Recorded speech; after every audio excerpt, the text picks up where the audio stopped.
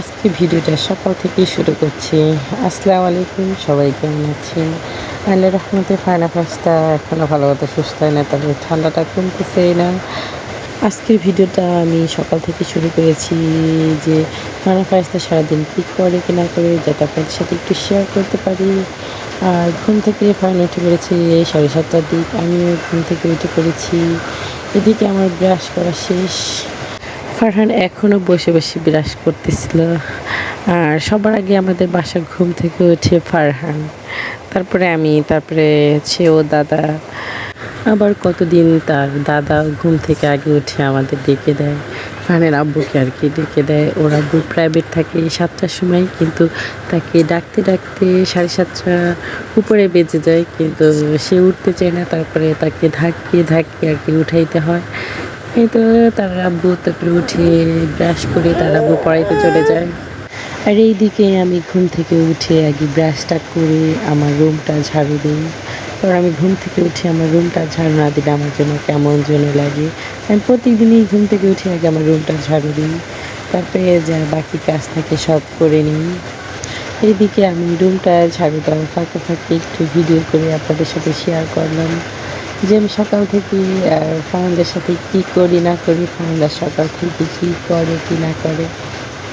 আমি যখন ভয়েস দিই তখন কোনো না কোনো শব্দ থাকবে, না হলে ফ্যানের শব্দ, না হলে বাইরের অন্য কোনো শব্দ আসবে।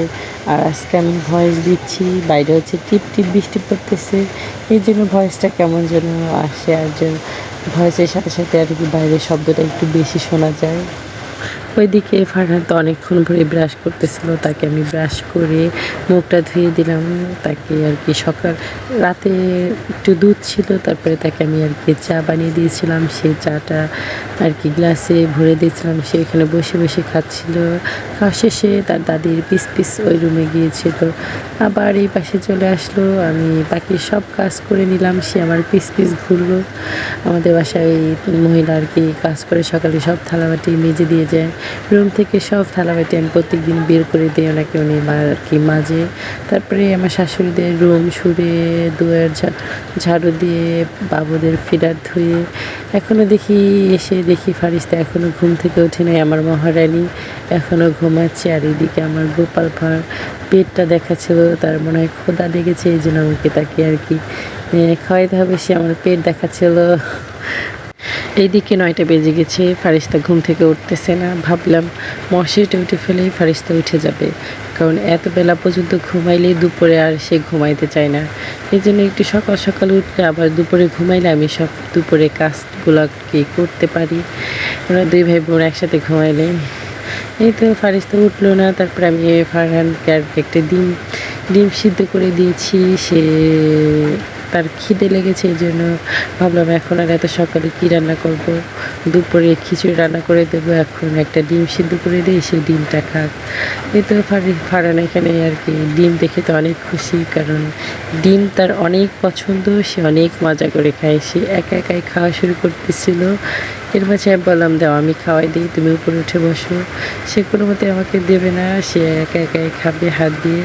তারপরে সে একা একাই ধরতেছিল, আমি বললাম এটা তো গরম, সে হাত দিয়ে মুস্তানি করে একা একা ধরতেছিল। তারপরে দেখলো যে গরম, সে আবার রেখে দিল। তারপরে আমি তাকে আর কি খাওয়াই দিলাম।